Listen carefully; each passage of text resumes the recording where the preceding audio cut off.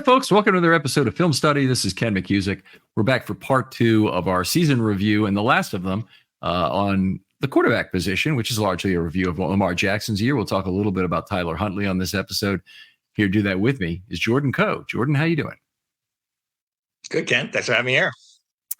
Pleasure as always, Jordan. Always great to talk football with you. Boy, we got some shots that went well wide of the pin in that first episode, but we hope still some good discussion about the relative tag difficulty of Lamar Jackson and Justin Madubuike. You might want to go back and listen to that, about some of the spreading of the field and how that benefited Lamar in other ways, like going to the tight ends and all the effectiveness he had that, despite the fact there's many fewer targets.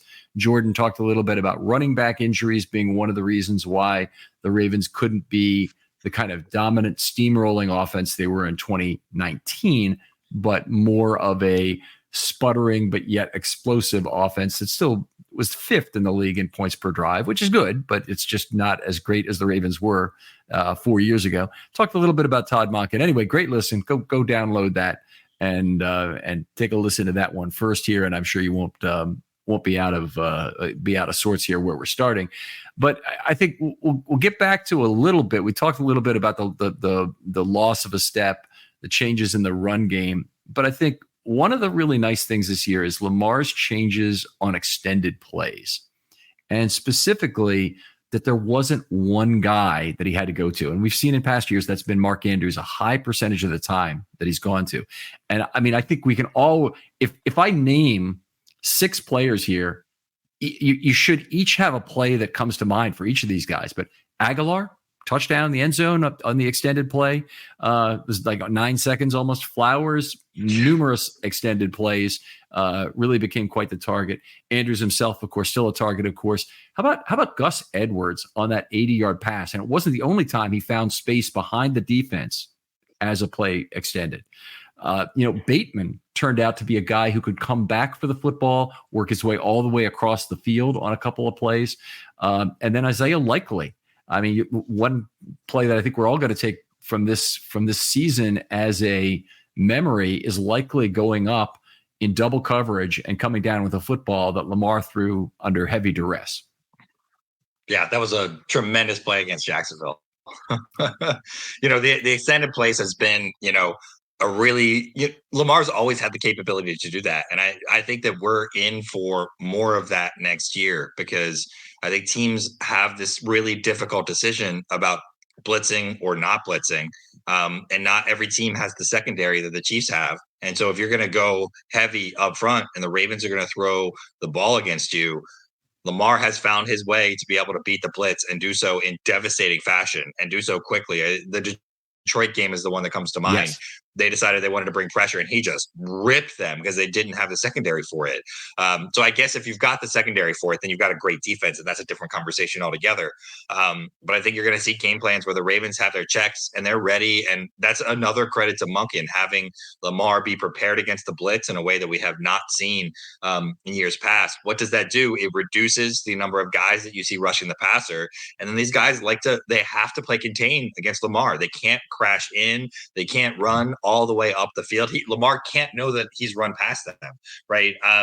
And in those instances, he's going to burn you as well. And so if that's going to happen, then Lamar's going to have 4 to 5 seconds in the pocket whenever he wants. It's almost like changing the name of the game of how much time a quarterback has before he has to get rid of the ball. Because there have definitely been moments, and I think you and I have watched games together, where there have been times where they're like, Lamar, you got to get rid of the ball. And he doesn't. And then 4 seconds later, 50 yards of magic happen. And I don't think that's going away in terms of what we're going to see from Lamar in this offense anytime soon. So we just watched a Super Bowl that we didn't want to watch. And we noticed that Nick Bosa was really in charge of containing that Mahomes right on a lot of plays and trying to keep him in the pocket. What that does in order of neutralizing Nick Bosa as a pass rusher cannot be overlooked. And I think the Ravens did a really good job this year at times, really getting some good pass rushes slowed down. San Francisco was one of them in terms of forcing their guys past the pocket. And it becomes a something the tackle can really take to the bank is you can cheat towards the inside, because if they're maintaining lane integrity, they really don't want to be blocked 12-6. They don't want to have to try and come back and get the quarterback. That's a recipe for Lamar having a 20-yard run. So they don't want to let that happen. And what it means is that tackle is able to cheat to the inside and defend heavier on the inside, almost force you to try and take that step outside. Then that defensive player, that edge player, doesn't know if he's being hoodwinked under the system to just basically clear a rush lane for Lamar. It was even that much more when Keaton Mitchell's on the team and you had the possibility of draws under those circumstances. And, you'd have an edge rusher who basically just could not take a chance on getting caught outside. And Mitchell caught a few teams on tape very effectively at being, over rushing basically and creating a huge level 2 opportunity for him. And he didn't miss on his level 2 opportunities this year. Yeah, absolutely. The sky is the limit for the diversity of where this offense can go. They've done a lot of things in a lot of different ways. They need to learn how to compact them in together and process them quickly and get the calls in quickly and give Lamar the discretion to be able to get everybody adjusted. If they do, the way Lamar runs the ball is just this offense at full capacity and full health should be unstoppable behind Lamar. And so it'll be very interesting to see kind of how they play those things out in 2024. But his ability to extend plays is what breaks the whole thing, because you can hold up coverage for 3.5 seconds. You can not get pressure. You can assume the pocket would break down at that point. And that's the point where defenses count on all of that happening. And so when Lamar can extend it past that's the game breaker. Most quarterbacks, they aren't better with more time. And Lamar is that rare bird who, when you include, particularly when you include the scrambles, and I'm not sure if most systems they really do include the scrambles. If they typically talk things like passer rating or this or that, but if you include the scrambles, you're getting a lot of value there that is part of having an extended play. One stat I've been a big proponent of is the forced not to pass stat, and I came up with this in 2019, and Lamar was incredibly. When you combined his scrambles and the times he was sacked, he had 5.6 yards per play on those in 2019. That includes all of his sacks, but also all of his scrambles, which is just that jaw-dropping number to me. He's still good now, but he's down to 2.6 yards. So he got sacked 37 times for 218 yards, which is not bad, especially in terms of the yards lost per sack. And then he scrambled 72 times for 498 yards. So pretty high percentage of his total yards came on scrambles this year as opposed to design runs. But that is one element of Lamar's game that will probably never be back to the same level, no matter how well the Ravens spread the field and no matter how much they try and manipulate edge defenders in this way. They're probably going to be countermeasures put in place between spies and other things to preclude that from ever being as good again. Yeah, absolutely. Well, that, or if the Ravens can develop a passing game that goes over the top of that. I mean, the thing about spies is that it means there's one fewer pass rusher, or it means there's one fewer guy dropping in pass defense. And so that seems to be the next thing that, the Ravens got, I won't call it lucky, but there seemed to be a tendency early from some teams to not want to try and spy Lamar, and the Ravens sliced them up when they did that. They need to figure out what they're doing to ensure that they continue to kind of have that same efficiency level when that spy comes back in. Right. The Chiefs went to 2 spies at the end of the game, a lot of 3-man rush with 2 spies. It is something the Ravens need to be prepared to deal with. But I do think some of the success of the tight ends this year probably can be attributed to that as well. If you use a spy, you got to know how to use a spy. And I think what it means basically against Jackson is that spy needs to be responsible for outside contain on the side that the pocket is broken basically immediately. And it's very hard. Anticipation comes with that. And if Lamar were able to see that that's what that spy was doing irregularly, and I think that's Wasa Karamoa and Wilson, we've seen that from in the division in particular. I think if he could detect that that's going on, there's ways he could manipulate it and use the middle of the field even more. So, if you're wondering, like, how does that space get any more valuable to Lamar? That could be one way. All right. Lamar's leadership on the field. You start us off on that. What were you happy with? Maybe what you're not happy with. Oh, I'm happy with all of it. I think that you can't be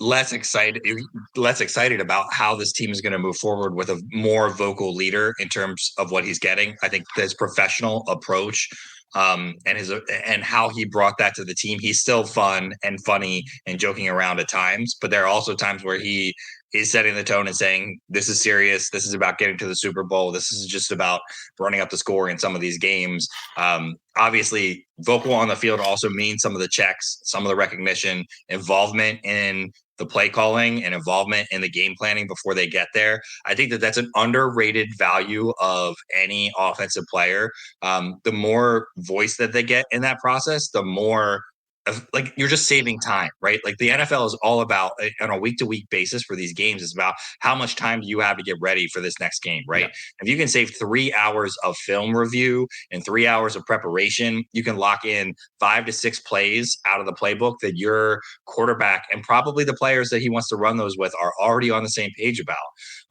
You're winning that time back in the process. You get that from a more vocal leader in the process. I think we're only going to see a continued more vocal Lamar in this process. And I think we're just getting the stunted growth of what a lot of other quarterbacks have in their bag and their ability when they're given the keys immediately in this process. And this is just the natural evolution of what we were going to see from this. I think you didn't see an overly vocalized Patrick Mahomes as a rookie, but you see a vastly over vocalized Patrick Mahomes now. And so there's nothing but good that can come of that, in my opinion. By the way, completely on balance, very positive. I'll say Coach Evans had a good comment he used to make on the show about how when Lamar was not able to run the same way, he'd become Russell Wilson. That was actually a compliment at the time. Russell Wilson now is kind of a pejorative quarterback in some ways, the way things are. But he certainly was a great quarterback when Coach made the topic. And I made the comment, and I think that Lamar has some of that in him. He's become a better field general in a lot of ways. There are elements of his comportment that certainly have improved, and some that have slipped as well. Now, last year, punting the football after I don't think it was a delay of game penalty. That's over the top stupid. I mean, you could have gotten flagged for delay of game on the play. I think it was a delay of game that actually occurred, but he could have gotten flagged for unsportsmanlike conduct or something for after the play. This year, probably the biggest on-field expression of leadership was him not taking Ronnie Stanley's hand after Ronnie failed to make a block for him ahead. And that was, of course, the game where Ronnie came back and made a big touchdown block for him. And to me, I'm okay with that kind of leadership, but there is a limit. You use a currency when you do it, and particularly you probably use a currency with certain types of players. Not sure exactly where Stanley fits in with that. Stanley may understand well enough that was completely justified at the time, or he may feel like, man, he's laying all that on me. And I don't know if you're Bateman or you're Beckham or you're Flowers, if that's as easy to take. It's probably easier for an offensive lineman to understand, I screwed up that time. I get a ton of at-bats, but that one I screwed up. And I have to come back from that.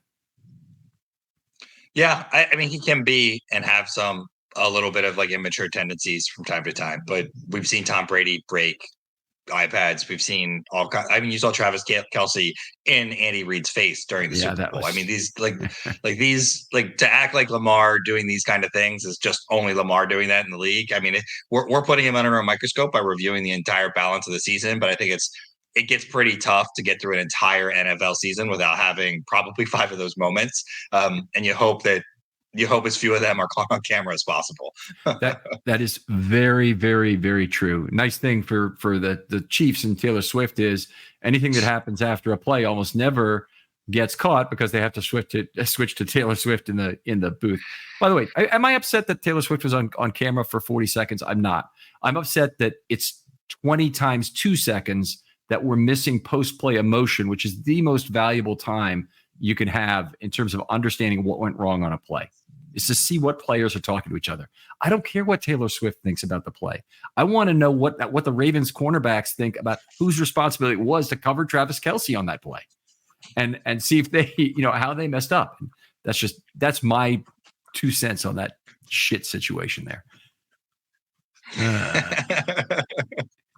The Ravens did a great job in terms of taking the stretch run, basically taking the MVP for Lamar with both their defense and their offense. Obviously, the offense played great down the stretch.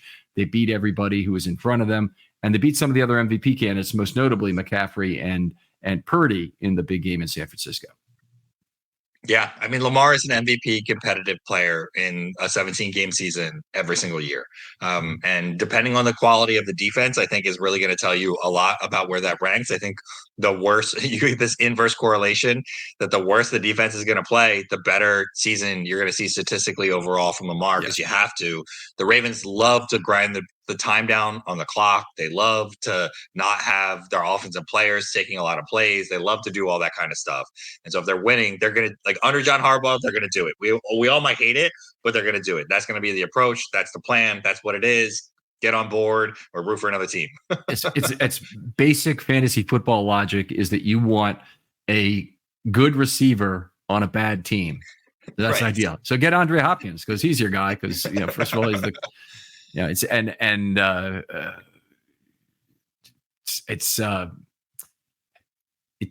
the notion that Lamar Jackson needs to get a 4,000-yard season is just so stupid. Just so freaking stupid. In terms of this, we know the best thing in the world would be if Lamar plays 17 games and doesn't have a 4,000-yard season, because then the Ravens are dominating game after game. It really wouldn't happen otherwise. Anyway, frustrating as hell. Yeah, Lamar, and you know what? Lamar's got 2 MVPs now. He's got all but 1 vote in 2 years on those. I bet you if you asked him point blank and he was being honest, he could give a crap less about any future MVPs. At this point, the only MVP that he's going to care about winning is Super Bowl MVP. Like the rest of it, like he would. I'm sure. Look, I think Lamar will win another MVP in this league because I think he's that dynamically talented. I think it's very possible he wins more than one. And I'm sure he'll be happy to take those accolades. But at the end of the day, I do think that he is really locked in on the Super Bowl. And I think he's going to be really locked in next year because of that too. Yeah. So what does Lamar need to do for 2024? That's the next set of questions we'll really want to get into here. And so we'll talk about what Lamar and then what the Ravens, if they really have anything they need to do in terms of their backup quarterback position, I guess is something we want to discuss. But in terms of mechanics, my first thought is that he needs to continue whatever he's doing in terms of off-season programs that improve his mechanics. Yeah, whatever he did leading into this year is great. I mean, Lamar threw the ball fantastic this year from all different art angles. His recognition around a lot of that stuff was great. I think that, you take the fumble in the Chiefs game as the trade-off of kind of those extended plays, but that none of that seemed to be overly technical. I mean, if you look at the improvement from 2018 until now and how Lamar throws the ball, it's phenomenal. I mean, there were definitely plays in 2018 where he threw the ball into the ground, where he's looking at a guy, there's 15 yards away from him, there's nobody between them, and he throws the ball into the ground. And now you don't see that. Now Lamar's putting the ball in the right spot. I mean, the throw to Likely that you referenced earlier in the Jacksonville game, perfectly thrown ball in terms of where it needed to be in that spot. There have been some other throws. I guess I would say the only thing I would like to see Lamar do a bit differently is put a little bit more air under some of these deep shots that he takes to give his receivers a chance to go and get them. And then you say that, and then he does it in the Chiefs game, and it turns into the interception. So, I would rather him continue to be turnover averse, even if it means missing a couple of deep shots every game. That's a great point about the deep ball, because I think, my view of this season is that's a problem really specific to the balls he throws to Bateman. And it's almost like he doesn't trust Bateman, and he overthrows him far more, or an order of magnitude more than any other receiver. So yeah, I think it's a problem. I think Lamar has always thrown a little bit tighter of a rope in terms of those deep balls and not put timing and air under it. And so I don't think it's exclusive to Bateman, and I don't think it's exclusive to this year. Well, fair enough. This year, I mean, it's one of the things I really want in 24 is for him to have a higher degree of deep ball trust in Bateman to come back and get the football. And Bateman has actually done pretty well coming back underneath. He hasn't been perfect or anything. The passer rating throwing to him was not great for the whole year. So I'm not saying that everything is perfect or not, but he's a very important player for the Ravens to develop in year 4 here. I don't expect him. By the way, where are you on that in terms of the 50-year tag on Bateman? I think it's a no. I think that wide receiver there's so much. I mean, when you can get Zay Flowers at 22 to come in and be as good as he is, it just makes it really hard to pay at the wide receiver position.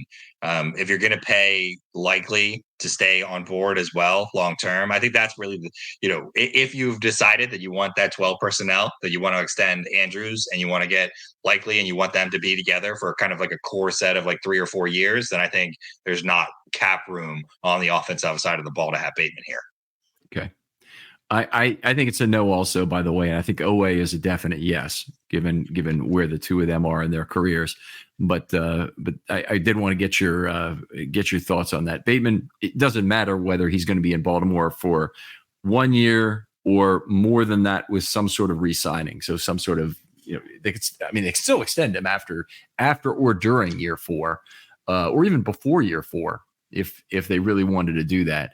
I just think they have a lot of fish to tend here in terms of what they do before this season starts, and particularly during the point where Matabike might be tagged, that they'll have to kind of work through. But I would like to see him stay a Raven.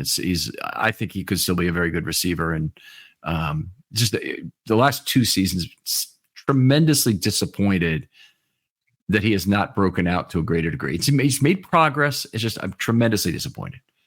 I think some of it is I think we talked about this recently on a different podcast where we were talking about how the Ravens seemingly in the first 3 years of these guys don't give them full scale opportunities that if they did leading up to that point, that they would be better. Rashad Bateman's openness and separation all year long has been phenomenal. That if he was Lamar Jackson's first read on every play all year long, and we got the separation that he gave us this year, the Ravens would have absolutely lit it up.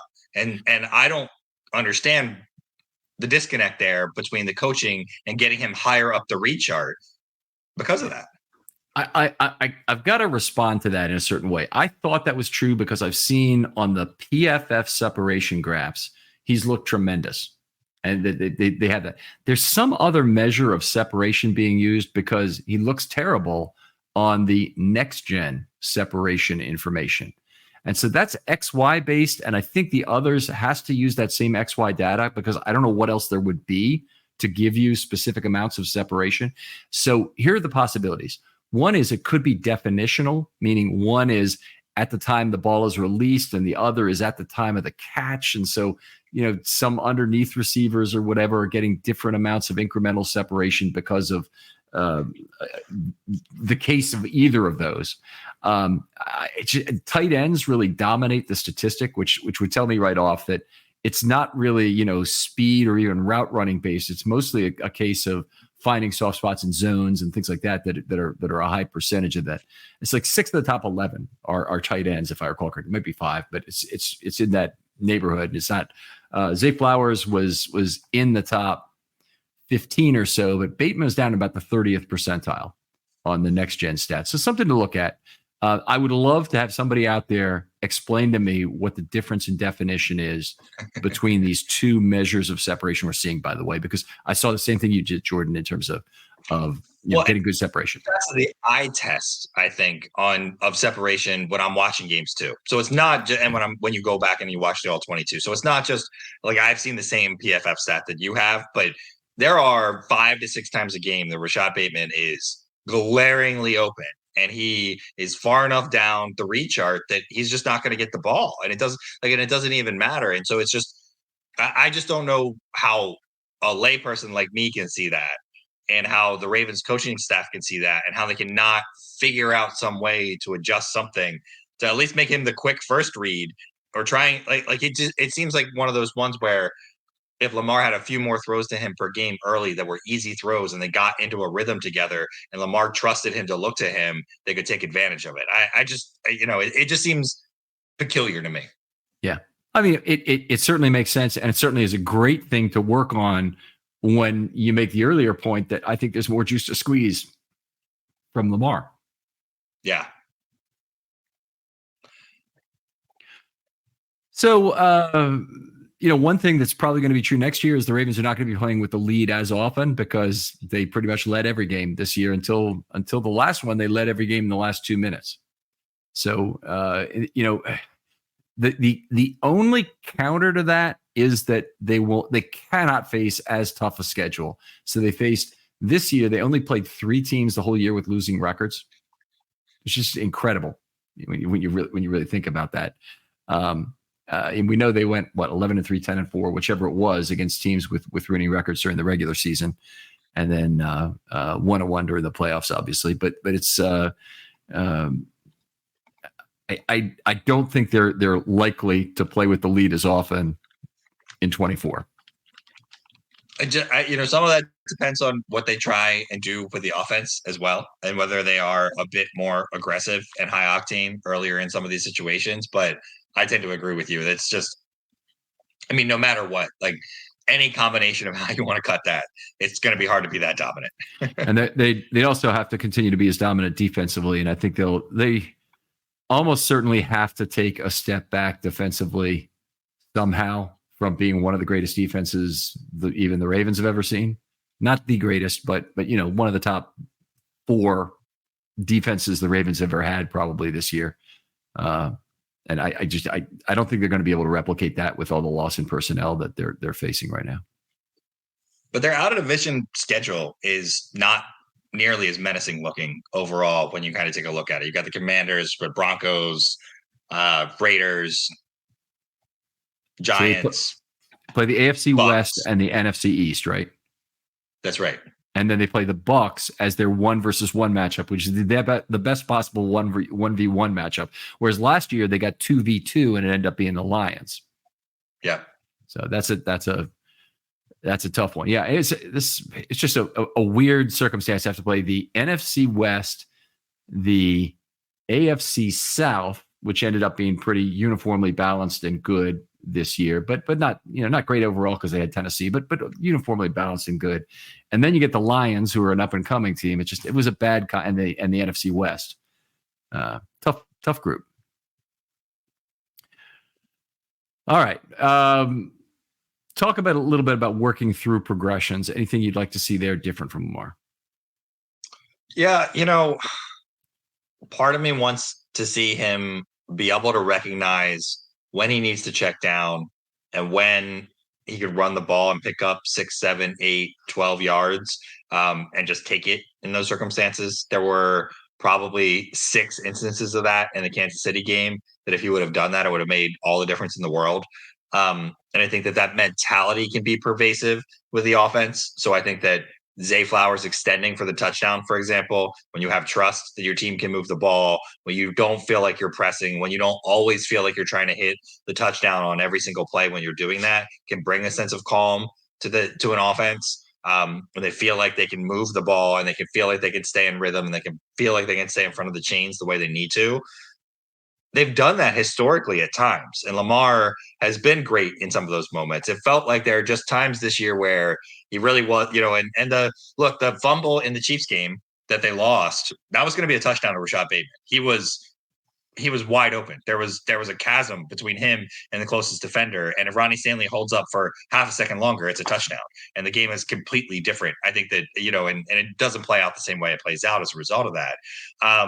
You're not actually pegging that on Stanley because it was an extended pocket, but right. No, I'm not. I'm just saying that if his protection had lasted half a second longer, it would have been a touchdown, right? And so that's the trade-off that you're taking, right? Which is that we've seen Lamar extend that very same play and turn it into a touchdown several times this year, right? Mm-hmm. And so you just have to decide where you are on the spectrum of all of that. And you got to pick and choose your spots, how many times you want to do that. And I think that's coaching and preparation as you go into games, where it's like, we're going to wear them down. We want to run more plays. We want to see what they're doing. We want to idea it. We want to attack it, not because we saw it happen on the field, but because we know it's coming in the first place. And if you could get Lamar, that would be the only mentality shift that I'd want to change. But you can still go through your progressions quickly. Those things could not be there. And Lamar is going to extend the play for 6 or 7 seconds and do something catastrophic or amazing on whichever side the outcome ends up coming to be, even as a result of that. So I don't think you're taking away some of the explosive plays that could come as a result of that by saying that when you can get to a 3rd and 2, you should almost always take that in exchange of not knowing what's going to happen for 2 seconds on an NFL field. Right. Sure. I mean, I think, yeah, definitely with Lamar Jackson, I want 3rd and 2 all day long, pretty much, in terms of getting opportunities, even though that does kind of limit your 1st and 2nd down offense to not giving you a lot of yards. The Ravens have certainly, proved in 2019, at least that's a winning formula.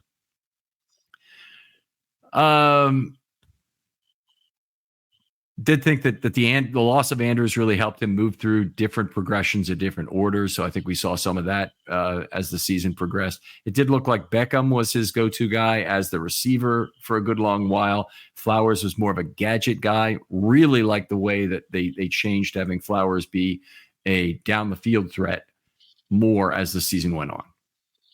Oh, yeah. Say Flowers and Lamar Jackson are going to have a lot of yards and a lot of touchdowns together when this is all said and done.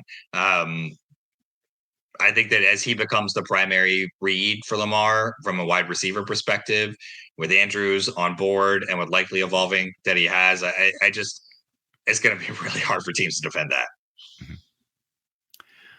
All right.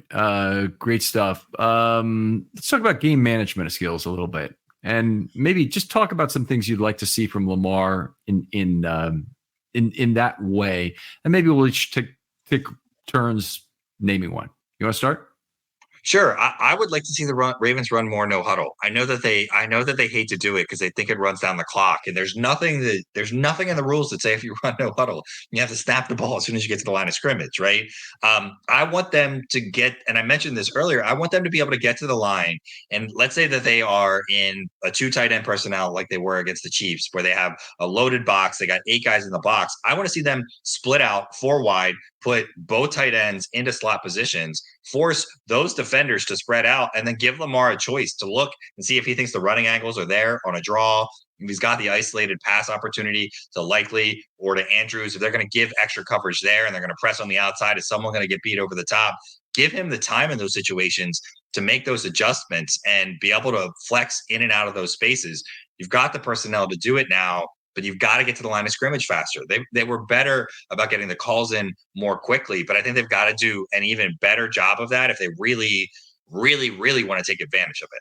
Yeah, I mean, one of the big advantages of it, and the Patriots offense certainly understood this when they had 2 tight ends, is that you freeze the defensive personnel. And you force them to leave the personnel on the field. And if they try and switch out, you'll catch them with 12 men on the field, and it's an easy 5 yards. If you go ahead and get those guys to the line of scrimmage, just as Jordan said, you can take as long as you want to reestablish that what your formation looks like. Well, as long as you want within reason. But part of that has to come with the relay of that play has to be quick enough, or it has to be of a different nature, that all you're doing is calling a formation that basically, is like choice A or something you're saying. And everybody knows what that means in terms of formation. You go there, Lamar has 2 or 3 plays he can call at the line of scrimmage. He makes one of the calls while everybody's up there up front. And then you go ahead and run that. I would love for the offense to be run that way. But there have been in the past anyway, problems getting that relay made into the huddle in time. And obviously, if you want to run no huddle, you can just do that at the line of scrimmage. It's at times that seemed like a lot for Lamar to handle. I think he did a better job of it in 2023, but I still wouldn't say he's all the way there yet into like a Mahomes or Brady level of commanding that sort of offense. But that's also why you've got to do it quickly, because you have the offensive coordinator is allowed to be in Lamar's helmet, I think, until like 12 or 14 seconds to the play clock. Mm-hmm. So it's not when they break the huddle, they break the communication. The offensive coordinator can still be in his ear as they're running to the line of scrimmage. So Lamar doesn't even have to be the one that is seeing and identifying all of that. It can be his part to see one part of it. The offensive coordinator together, they can work on that and communicate it together, get to the line of scrimmage, and then have your couple checks and what you want to do with that. So I don't think the Ravens should run. It should. I mean, the Patriots in their kind of in the Gronk Hernandez era were running that all the time and running full no huddle 3/4 of the game and just keeping that pressure up on you. I don't think that's something the Ravens are going to do, but it's something that when it's not working or when they want to catch teams off guard or when they need to score. Like I think there were times in this Chiefs game where I wanted to see something like that, where what felt like the push to do more was the push to throw down the ball down the field more, as opposed to get to the line of scrimmage and pressure the defense more. And they've got to figure out, I think, a counter to that, and being quicker to the line of scrimmage, I think, can help them with that. Okay, I'm buying all that. I love the idea of running that. It will mean, basically no huddle or sugar huddle to probably freeze that defensive personnel, but 12 incredibly good kind of personnel to have on the field to freeze the opponent, because you could do a lot of things with 12 or 13 for that matter in terms of different ways you align that. Once you have 3 wide receivers on the field, it's pretty well set how you're going to line up. You don't have a lot of different options. So 12 is a great place to be. I'd like to see him read the defense better at the line of scrimmage. That's still something I think he's improved, but I think that could be another focus of off-season film work and some mechanical work that he might do, is to try and be loud at the line of scrimmage and be able to do that, to change the play, to be able to do it silent when you're on the road, to do all the things that you could take advantage of in terms of being an at the line of scrimmage quarterback. And I think some of that has to sync with play calling. I think we're going to see a big improvement of that this year with Monken being in year 2. Part of the reason why Reed, Mahomes, and Kelsey work so well together is the longevity of how long they've been doing it together. They're able to kind of move around, know certain formations, know certain defenses. They've had plays against certain formations and things that they've done and route combinations that they've done, they've already seen together. And so they know how to adjust to them on the fly. Some of that is just going to have to happen in games, and you're just going to have to pay the price of learning it at certain times. And if learning it in this Chiefs game a few weeks ago was the way that they did that, great. But I think that I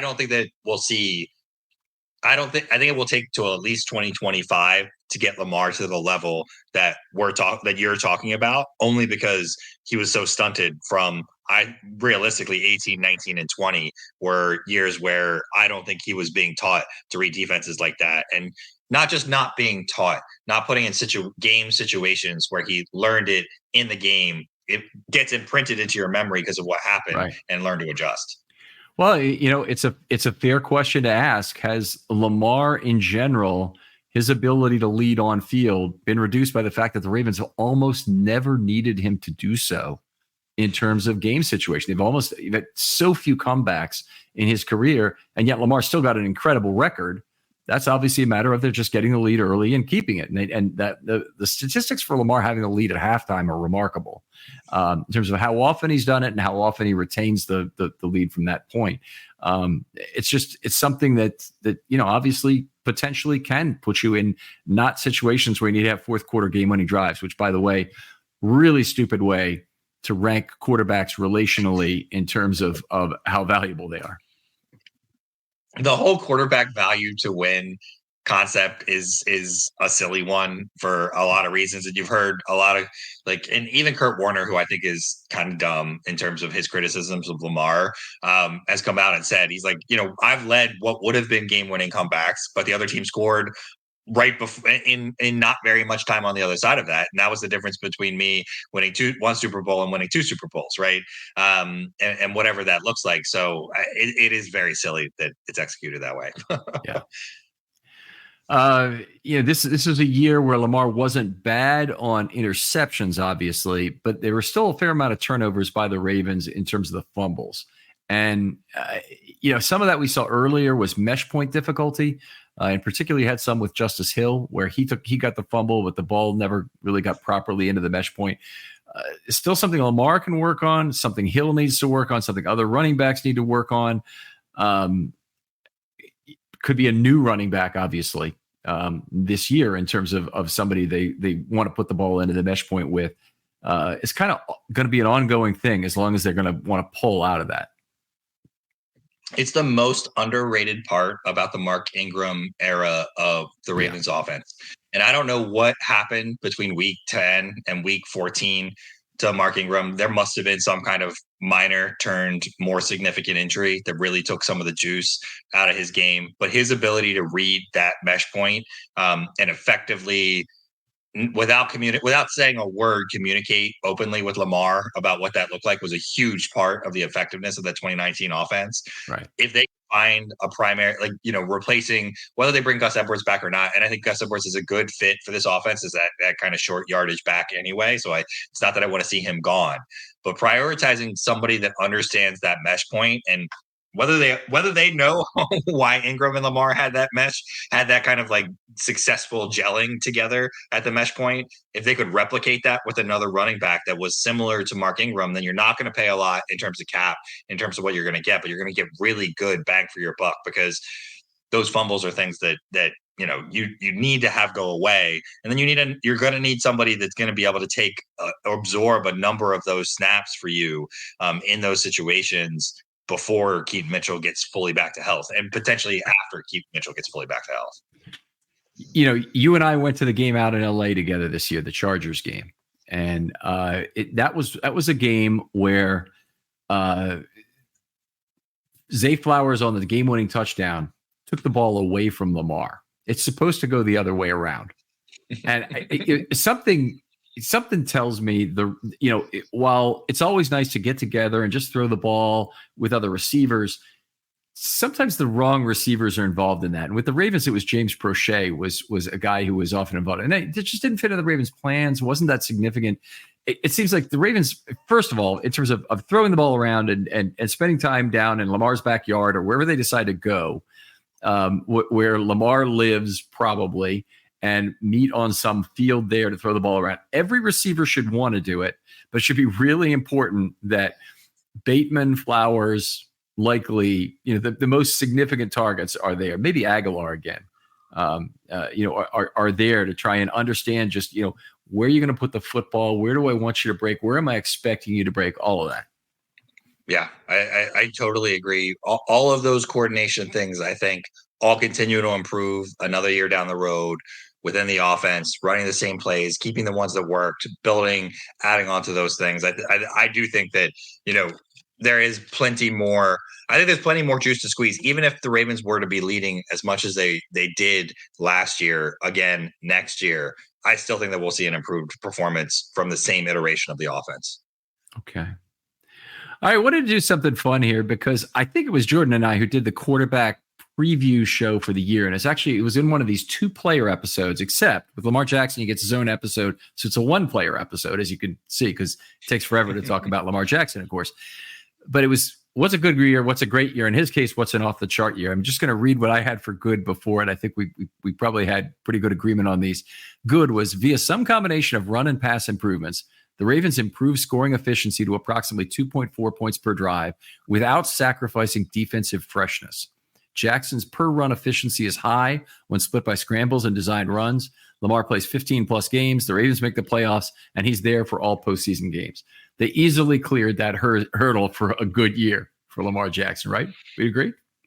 Very much so. 2.48 points per drive. And by the way, you're going to see in the second one that I'm probably going to give him credit for this, but league offense was down. The offense across the league was down much significantly this last year. So 2.48 really would have been a higher number in other years. But my great season for him was Jackson's lead the Ravens back to a points per drive of 2.65.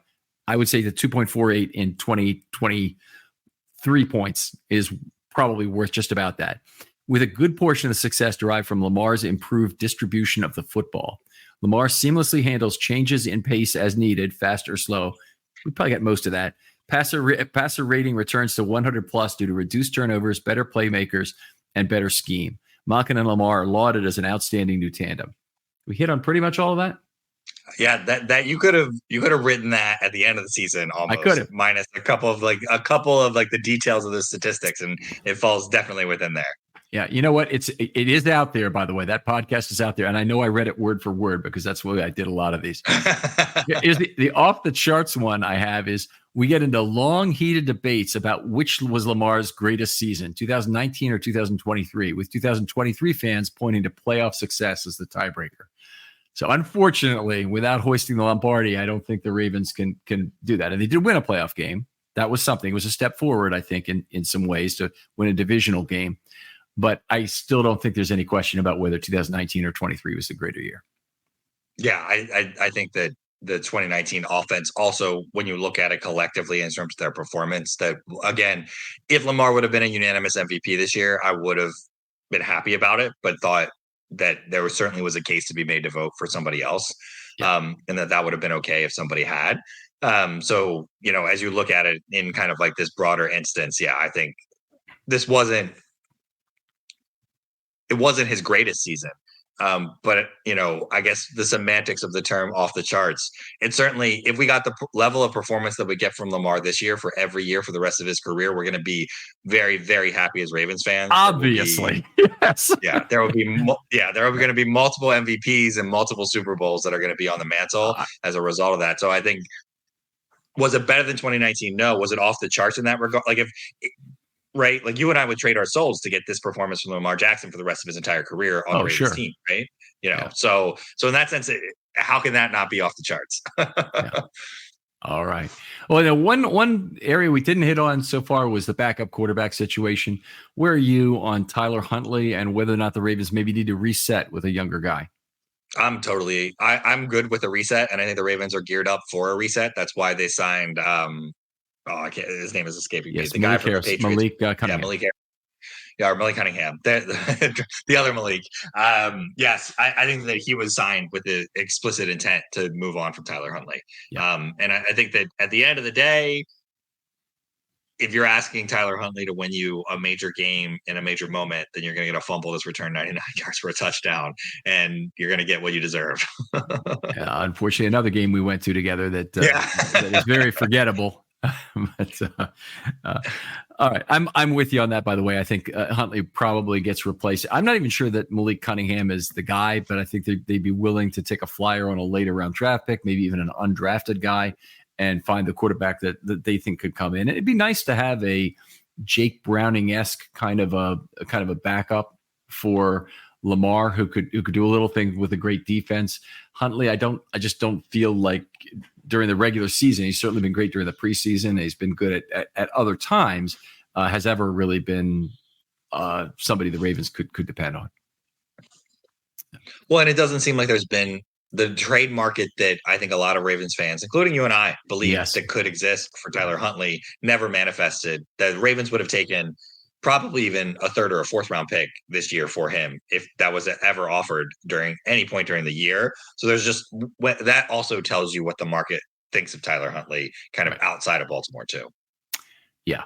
I think that's 100% fair. I don't remember exactly what year we had those discussions about what would it take to get Tyler Huntley away from the Ravens. I think it might have been 2 years ago, but I hope it was, because otherwise I feel very embarrassed about taking that kind of I think stance. It was 2 years ago. Yeah. The notion that it would take a second round pick, I don't think I was ever behind, but anyway, still even a third, that would have been an unbelievable windfall for a player like Huntley. Yeah. All right. Always a pleasure talking football with you, Jordan. Just something that I appreciate every year. We're kind of at the end of our regular season content. I'm sure we're going to have you on for plenty of draft content. And I hope you pick a player to do on the historical pods we're doing. And then, of course, all the preview work we do. But tell people where they can talk football with you. Yeah, you can find me on Twitter at Ravens Sit Room. Always kind of looking for fun, interesting Ravens conversations. And hey, at least we've got the Orioles. We got something to look forward to. There you go. It's not all clouds and rain here in Baltimore. Yeah, looking forward to that, by the way, in a big way. Other folks out there, if you'd like to be on a film study short, I want to hear from you. And any kind of idea is okay during the off season. So we don't have to have timely topics. We can talk about historical topics. You can talk about trends in the game of football. You can talk about franchise building topics. You can have multi-part topics if you want to talk about things that involve evolution or are larger in nature. Happy to do that with you. Just give me a DM on Twitter. They're always open. I'll get back to you very quickly, and we'll talk a little bit about your idea and how we can make that into a good, compelling show. Jordan, thanks again for coming on. Glad to be here, Ken. Thanks for having me. We'll talk to you next time on Film Study.